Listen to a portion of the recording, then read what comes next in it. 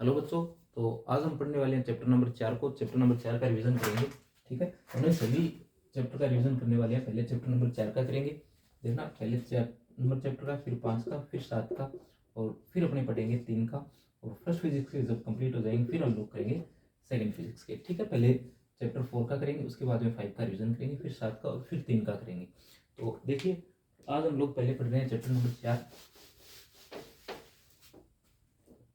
Chapter number 4 नाम तो सभी जानते हैं, गतिमान आवेश और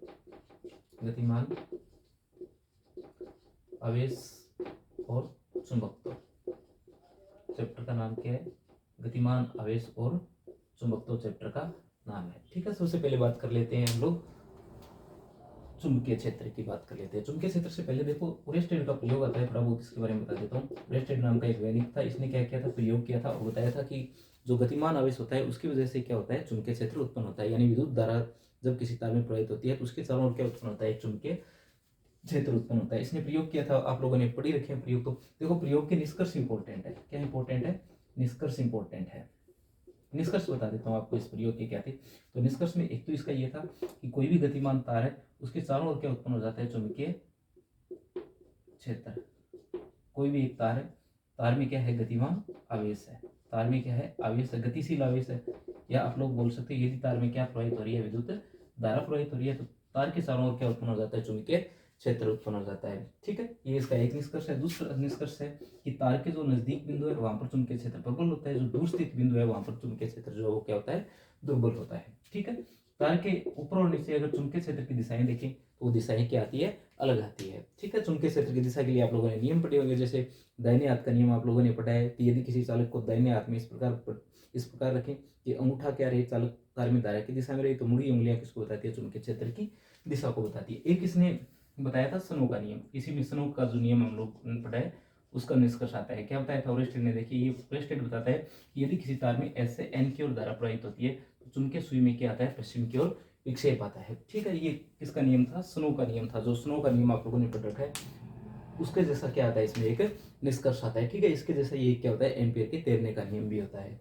तो ये ओरेस्टेड का प्रयोग और उसके निष्कर्ष। प्रयोग में क्या किया था उसने, एक परिपथ बनाया था जिसमें क्या था, एक तार लगा हुआ था और उसके नजदीक वो क्या कर रहा था, एक चुंबकीय सुई को लेकर के आ रहा था। अगर तार में धारा प्रवाहित नहीं होती है, चुंबकीय सुई में विक्षेप नहीं आता। जैसे ही तार में धारा प्रवाहित करता है, चुंबकीय सुई में क्या जाता है, विक्षेप आ जाता है। जैसे ही धारा की दिशा विपरीत करता है तो चुंबकीय सुई जो उसमें विक्षेप की दिशा भी क्या हो जाती है, बदल जाती है। तो ये आता है ओरेस्टेड का प्रयोग। इसके बाद में अपने आ जाते हैं चुंबकीय क्षेत्र की ओर। देखिए, चुंबकीय क्षेत्र, चुंबकीय क्षेत्र क्या होता है? चुंबकीय क्षेत्र किसी गतिमान आवेश, किसी गतिमान आवेश या किसी चुंबक के, किसी गतिमान आवेश या चुंबक के या किसी धारावाही चालक तार के चारों ओर वह क्षेत्र जिसमें अन्य आवेश क्या करता है, अन्य आवेश बल का अनुभव करता है, क्या कहलाता है, चुंबकीय क्षेत्र कहलाता है। ठीक है, और उस बल का परिमाण जो है किसके बराबर आता है, F = QV sin थीटा के बराबर आता है। यहाँ पर चुंबकीय क्षेत्र जो है उसे किससे दर्शाते हैं, बी से दर्शाते हैं। किससे दर्शाते हैं? बी से दर्शाते हैं। बी किसकी इक्वल आ जाता है, यहाँ से ये बराबर आ जाता है F/QV। अगर थीटा का मान कितना हो, 90 डिग्री हो, तो बी किसके बराबर आ जाता है, F/QV। ठीक है, चुंबकीय क्षेत्र के मात्रक की बात करें, मात्रक इंपोर्टेंट है, ध्यान रखना सभी। इसका मात्रक क्या होता है, टेस्ला होता है। ये कौन सी पत्ती का है, ये SI पत्ती का है। ठीक है, अन्य पत्ती की अगर बात करें, सीजियस पत्ती में बात करें तो इसका मात्रक क्या होता है, गाउस होता है। ठीक है, क्या होता है, गाउस होता है। एक टेस्ला और गाउस में क्या संबंध होता है, एक टेस्ला बराबर होता है 10⁴ गाउस। किसके बराबर होता है, एक टेस्ला 10⁴ गाउस के बराबर होता है। यहाँ से आप लोग निकाल करके देख सकते हैं, जैसे आपको पता है 1 न्यूटन में कितने डायन होते हैं, 10⁵ होते हैं वोल्ट। ये वेग है, वेग को सेंटीमीटर में चेंज कर लेते हैं और एक कूलम इसमें ले लेते हैं 1/10। तो कितना आ जाता है, एक टेस्ला बराबर 10⁴ गाउस आ जाता है। ठीक है, ये वाला इंपॉर्टेंट है, ध्यान रखना। ये वाला क्या है, इंपॉर्टेंट है। अन्य मात्रक की बात करें तो वेबर पर मीटर स्क्वायर होता है या फिर मैक्सवेल पर सेंटीमीटर स्क्वायर होता है। ये भी किसके मात्रक है, ये भी चुंबकीय क्षेत्र के मात्रक है। ठीक है, वेबर चुंबकीय फ्लक्स का मात्रक होता है। सीजीएस में चुंबकीय फ्लक्स का मात्रक क्या होता है, मैक्सवेल होता है। दोनों में संबंध 10⁸ के बराबर होता है। एक वेबर बराबर होता है 10⁸ मैक्सवेल की। कंप्लीट मात्रक की बात करें तो ये किसका मात्रक है, चुंबकीय क्षेत्र का, और ये भी किसका मात्रक है, चुंबकीय क्षेत्र का मात्रक है। अगर विमा आप लोगों को निकाल लियो तो यहाँ से आप लोग क्या कर सकते हो, विमा निकाल सकते हो। जैसे ये बल के लिए बात करें M1 L1 T-2 होती है आपके पास में, ये क्या है आवेश। आवेश के लिए आप लोगों को मैं बता चुका हूँ T1 A1 लिखते हैं, और ये क्या है आपके पास में वेग है, मीटर बटा सेकंड होता है, तो L1 आ जाता है, और बाद में क्या लिखा हुआ है T1 लिखा हुआ है। इसे सोल्व करने पर किसकी विमा मिल जाती है आपको, चुंबकीय क्षेत्र की विमा मिल जाती है। ठीक है, तो ये बात आ जाती है अपने चुंबकीय क्षेत्र के बारे में। कुछ बातें यहाँ से हम लोग कर लेते हैं F = QVB sin थीटा से।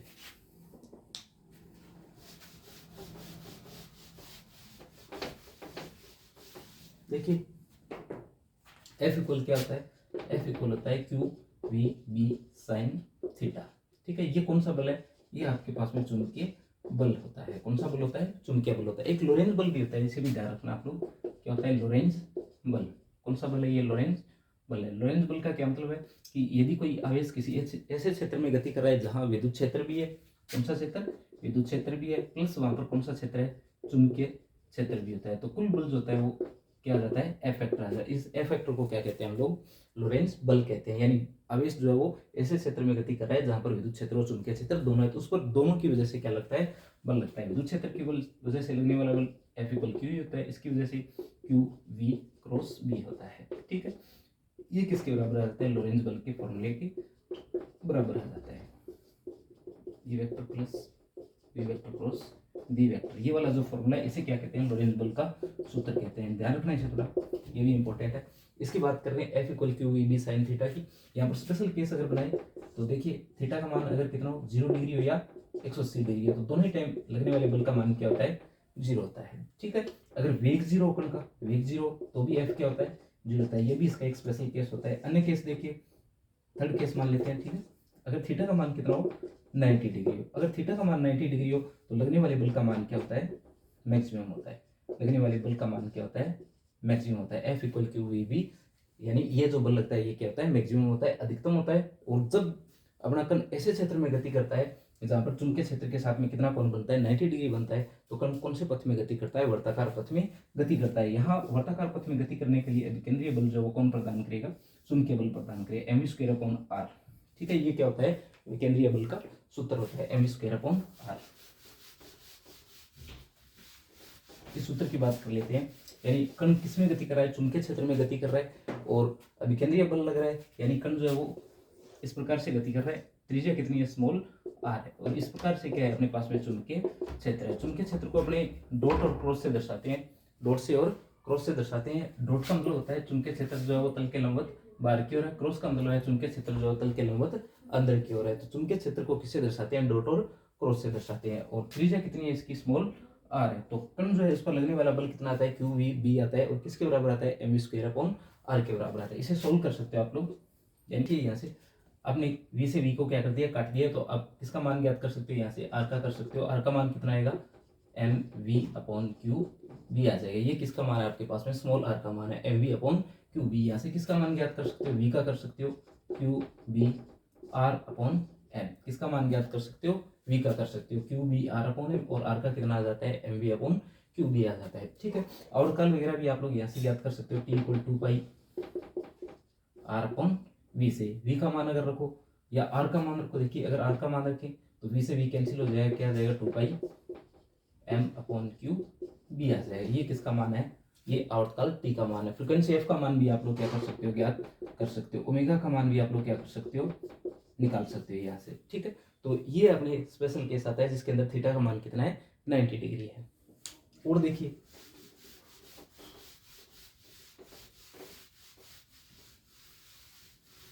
अगर कण ऐसे पथ में गति कर रहा है जहां थीटा का मान 0 डिग्री और 90 डिग्री के बीच में है।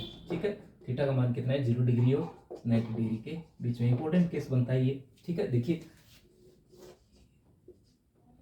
यानी इस ओर क्या है अपने पास में, चुंबकीय क्षेत्र है। ठीक है, और कण क्या कर रहा है, ऐसे पथ में गति कर रहा है v के साथ में कि कितना कोण बन रहा है, थीटा कोण बन रहा है। एक घटक आएगा ये सिर्फ v cos थीटा, दूसरा घटक आएगा v sin थीटा। तो दो घटक बन गए, v cos थीटा और v sin थीटा। देखिए इसमें दो घटक बनते हैं, तो एक घटक जो चुंबकीय क्षेत्र के लंबवत है उसकी वजह से तो कण क्या करता है, वर्ताकार पथ में गति करता है। जो चुंबकीय क्षेत्र की दिशा में, इसकी वजह से कण क्या करता है, रेखीय पथ में गति करता है। दोनों की वजह से कण जो है वो क्या करेगा, इस प्रकार से सर्पिलाकार पथ में गति करेगा। इस प्रकार से कौन से पथ में गति करेगा, सर्पिलाकार पथ में गति करेगा।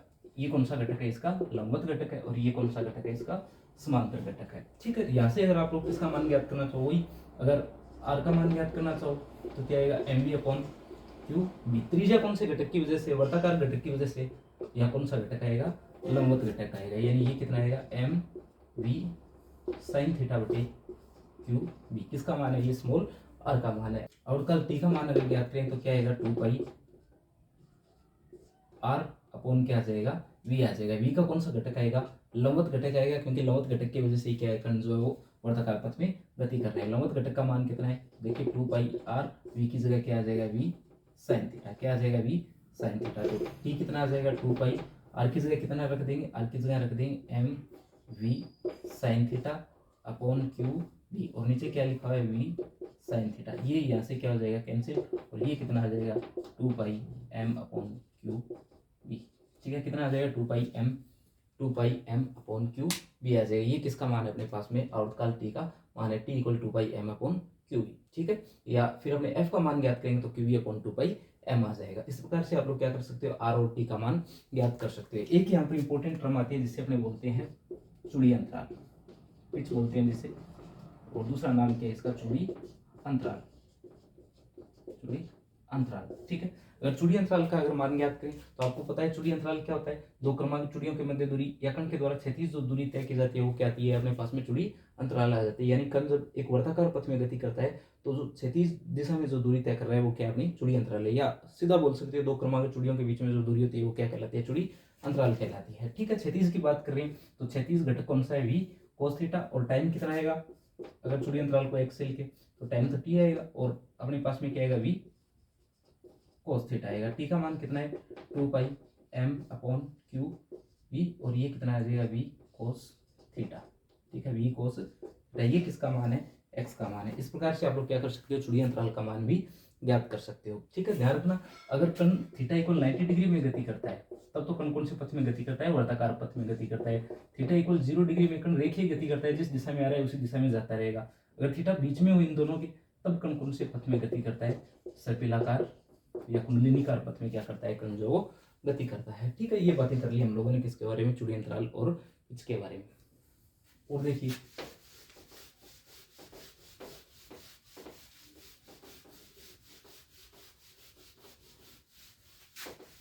अब बात कर लेते हैं किसी धारावाही चालक तार पर लगने वाले बल की।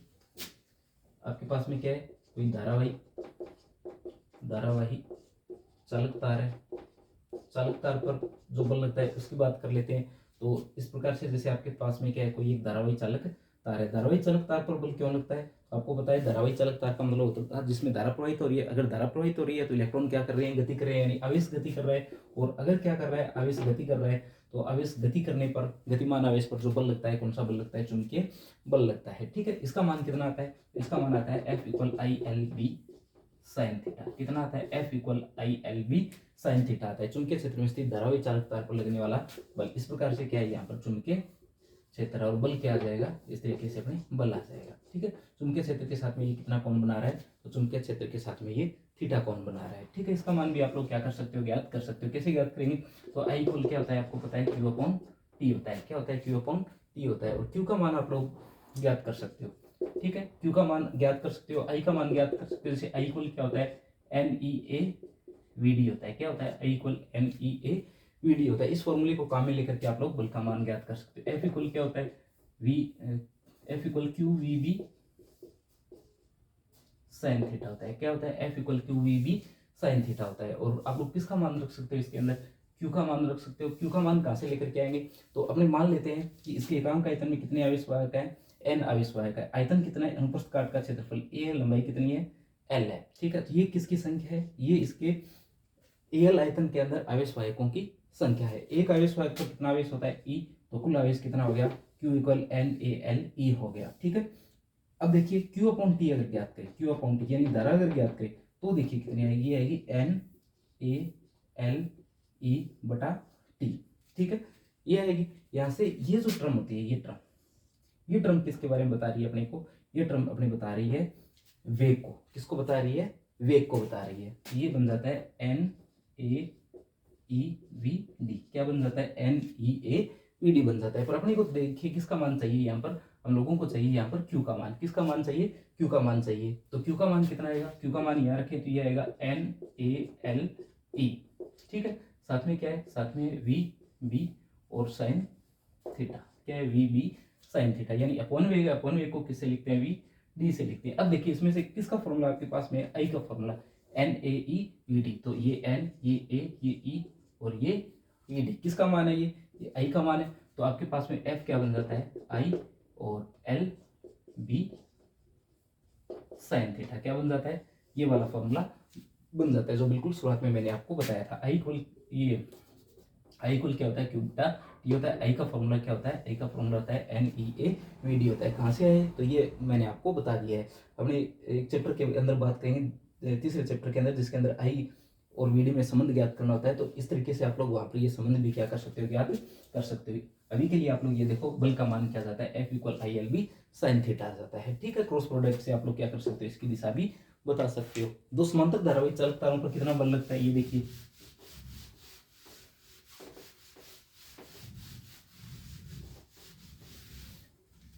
अगर आपके पास में क्या हो? दो समांतर धारावाही चालक तार हो, समांतर धारावाही चालक तार हो, तो इस पर लगने वाला बल अगर ज्ञात करना हो तो जैसे ये आपके पास में क्या है? दो समांतर धारावाही चालक तार है जिसके अंदर समान दिशा के अंदर क्या प्रवाहित हो रही है? धारा प्रवाहित हो रही है। PQ और RS क्या है? इन तारों का नाम है। दोनों के मध्य दूरी कितनी है? स्मॉल d है। इसमें I1 और इसमें कितनी धारा प्रवाहित हो रही है? I2 धारा प्रवाहित हो रही है। इसी ढंग से देखना। देखो, सबसे पहले इस तार की वजह से इसमें उत्पन्न चुंबकीय क्षेत्र की दिशा देखते हैं।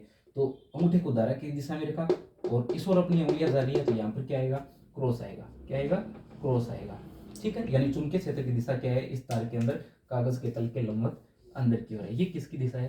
तो ये V1 की दिशा है। ठीक है, अब इस तार की वजह से इसमें अगर ज्ञात करें, इसके लिए क्या आएगा? डॉट आएगा। क्या आएगा? डॉट आएगा। इसकी दिशा किस ओर है? तो इसकी दिशा बाहर की ओर है। ठीक है, क्या करना है? अंगूठे को धारा की दिशा में रखना है और जहां पर ज्ञात करना है उस ओर अपनी उंगलियां ले जाती है, तो उंगलियां बाहर की ओर आ रही है, इसलिए यहाँ पर क्या आ जाएगा? डॉट आ जाएगा। अगर बल की दिशा ज्ञात करनी हो तो अपने क्या करेंगे? दाहिने हाथ के नियम को ही काम में लेंगे, जिसे अपने दाहिनी हथेली का नियम बोलते हैं। अंगूठे को धारा की दिशा में, अंगुलियों को किसकी दिशा में रखा? चुंबकीय क्षेत्र की दिशा में। बल किस ओर लग रहा है? इस ओर लग रहा है। ठीक है, ये किसका मान है?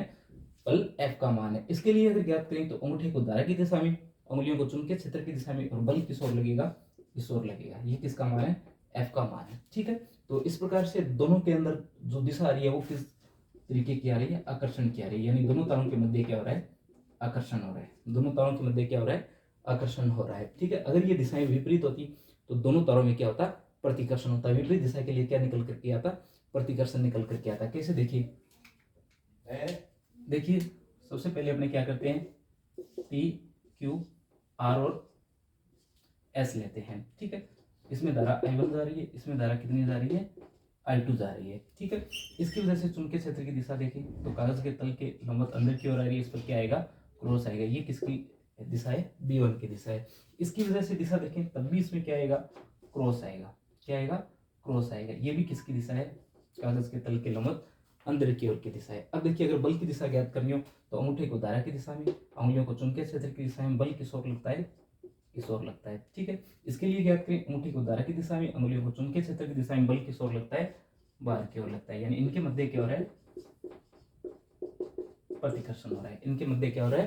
प्रतिकर्षण हो रहा है। तो इस तरीके से आप लोग क्या कर सकते हो? दिशाएं ज्ञात कर सकते हो। अब देखिए, अगर बल का मान ज्ञात करना हो, एकांक लंबाई पर लगने वाले बल का मान, तो बल का मान कैसे ज्ञात करेंगे? बल के मान के लिए आपके पास में फॉर्मूला होगा किसका? F2 का कितना? ILB sine theta. ILB sine theta. धारा कितनी है इस तार में? I2। बल कितना है? F2। और लंबाई कितनी है? एक बार के लिए L लंबाई मानी, और चुंबकीय क्षेत्र इसमें कितना है? तो इसमें चुंबकीय क्षेत्र B1 है। थीटा का मान कितना है? थीटा इक्वल 90 डिग्री है। L और B के बीच में कोण कितना डिग्री है? 90 डिग्री है। तो F2 कितना आएगा? I2LB1। B1 का मान देखें तो ये जो तार है इसकी वजह से क्या आएगा? B1 आएगा। B1 अनंत लंबाई के तार के लिए कितना होता है? ये इस तरफ से भी अनंत है और ऊपर की ओर से भी क्या है? अनंत है। तो अनंत लंबाई के तार के लिए B1 कितना होता है? μ0I/2πd होता है। ठीक है, और यहाँ पर धारा कितनी आएगी? I1 आएगी। ये मान ज्ञात रख दे तो कितना आएगा? F2 equal I2L μ0I1/2πd। F2/L equal μ0I1I2/2πd। किसका मान है ये? तो ये मान है हमारे पास में F2/L का, तार की एकांक लंबाई पर लगने वाले बल का। इसी प्रकार से अगर F1/L का मान ज्ञात करें, F1/L का, तो सेम मान आएंगे μ0 I1 बटा 2/d। ठीक है, तो ये अपने पास में क्या आ जाते हैं, मान आ जाते हैं एकांक लंबाई वाले तार पर लगने वाले बल के। अगर यहाँ से आप लोग मानक एम्पियर की परिभाषा निकालना चाहो, इसकी परिभाषा मानक एम्पियर की परिभाषा निकालना चाहो तो निकाल सकते हो। कैसे, μ0 कितना होता है 4 पाई गुणा 10⁻⁷ होता है। I1 I2 की जगह कितना 1 एम्पियर ले लेते हैं, डी की जगह कितना ले लेते हैं 1 मीटर ले लेते हैं। तो तार की एकांक लंबाई पर लगने वाले बल का मान यहाँ से आप लोग देख सकते हो कितना आएगा, μ0 की जगह 4 पाई गुणा 10⁻⁷, इन दोनों की जगह 1 है, ये 2 पाई है, ये 1 है, ये कटेगा, ये कटेगा। तो तार की एकांक लंबाई पर कितना बल लग रहा है 2 गुणा 10⁻⁷ न्यूटन बटा मीटर। ठीक है, ये क्या लग रहा है, तार की एकांक लंबाई पर बल लग रहा है। यानी निर्वात में अगर दो धारावाही चालक तार जो एकांक दूरी पर स्थित हो और उनके मध्य लगने वाले बल का मान कितना हो 2 गुणा 10⁻⁷ न्यूटन बटा मीटर, एकांक लंबाई पर लगने वाले बल का मान है, तो जो तार में धारा प्रवाहित हो रही है वो धारा कितनी होगी 1 एम्पियर होगी। ये क्या है, मानक एम्पियर की परिभाषा है। ठीक है, बचा हुआ वीडियो जो अपने नेक्स्ट वीडियो में देखेंगे। ठीक है।